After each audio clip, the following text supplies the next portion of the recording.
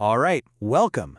Today, we are pulling back the curtain on a hidden rulebook that can show up in relationships, a playbook of really subtle control that's designed to keep you feeling off balance, confused, and just not quite sure what's going on. You know that feeling, right? It's incredibly frustrating. Something just feels off, but you can't for the life of you put your finger on what it is.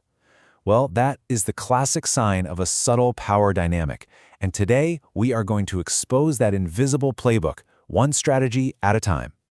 So here's our roadmap. We'll start by defining what this invisible playbook actually is. Then we'll dive into how reality gets rewritten and how your world can be controlled.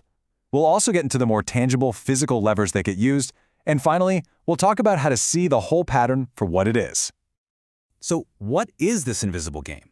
Well, think of it like this. At its core, it's a dynamic where one person is quietly setting all the rules the other person doesn't even know exist. And that, of course, ensures they always have the upper hand. And here we have the key definition. This isn't about one bad argument or someone having an off day. No, it's a consistent pattern. And it's designed specifically to erode your confidence in what you see and hear, to damage your connections with other people, and even to control your access to basic resources like money. Okay, so let's jump into the first two strategies, which are all about the mental game. These tactics go straight for your memory and your sense of reality. The goal? To destabilize your confidence from the inside out. First up, we have the reality rewrite. You've probably heard of this as gaslighting. You can think of it as the "am I going crazy" check, because that's exactly what it's designed to make you do. Question your own sanity. This slide shows the distortion perfectly. You remember saying something totally reasonable, like, "I need more help around the house." But they'll turn around and insist what you actually said was, "You're lazy and useless." A simple request gets twisted into this huge personal attack. And when that happens over and over and over, you start to doubt your own memory. You even start apologizing just to make the fighting stop. All right, the second mental strategy is what we can call the unwinnable game. This is where the rules for what it takes to make them happy are constantly changing, which, of course, keeps you in a state of perpetual failure. And this just illustrates the pattern so well, doesn't it? You hear the complaint, you never do the dishes. So you do the dishes. But then a new complaint immediately pops up. You loaded them wrong. The crucial point here is that success is impossible by design. Because think about it, if you could actually succeed, they would lose their main tool for criticism and control. Okay, so we're moving on from the mental game to the environmental one. These next couple of strategies are all about manipulating the world around you, targeting your social life and your sense of emotional safety. Now this one is particularly sneaky. They don't lock you in a room or forbid you from seeing your friends or family. Nope. Instead, they just make it incredibly emotionally expensive to do so. You know, they might pick a fight right before you're about to leave, or maybe they pout and give you the silent treatment for hours when you get back. Over time, you just learn that it's easier to not go out.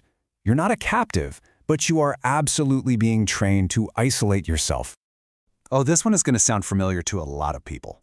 It's that cruel criticism, that mean little jab, disguised as humor. You can think of it as Schrödinger's joke. It is both serious and not serious at the exact same time, and the outcome is totally determined by how you react. And there it is, the classic get-out-of-jail-free card. The second you react with hurt or anger to their joke, they pull this line. See, they weren't being cruel, you just can't take a joke. And here's the follow-up. The blame is now completely 100% on you. If you get upset, you're too sensitive. But if you stay silent, the insult just hangs in the air and stands. It's a perfect win-win for them and a lose-lose for you every single time. So, for our final two strategies, we're bringing the game into the physical world. These tactics use really tangible levers of control, your money and your personal space. This is what we can call the allowance dynamic. It's when one adult takes control of all the finances, usually under the guise of helping, but what it really does is turn their partner into a child who has to ask permission to spend their own money. They might say something that sounds reasonable, like, "You know, you're just not great with money, so let me handle it for you." But before you know it, you're having to justify buying a coffee or needing a new pair of shoes. This creates this incredibly powerful sense of dependency, making you feel like you literally can't survive without them. And finally, psychological domination often leaks into physical intimidation. And here's the key thing. This doesn't require any physical contact at all. It's all about using their body and the space around you to assert power.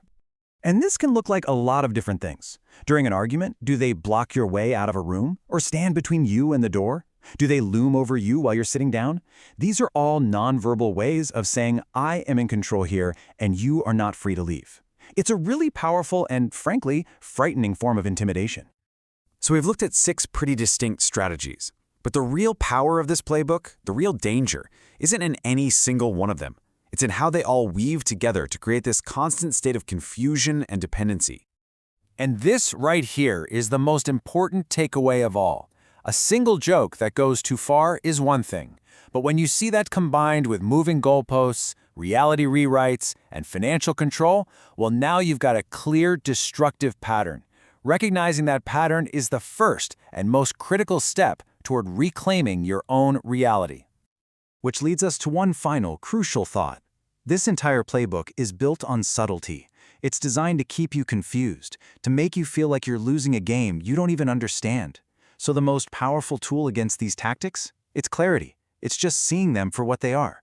Naming the game is the very first step to deciding you no longer want to play.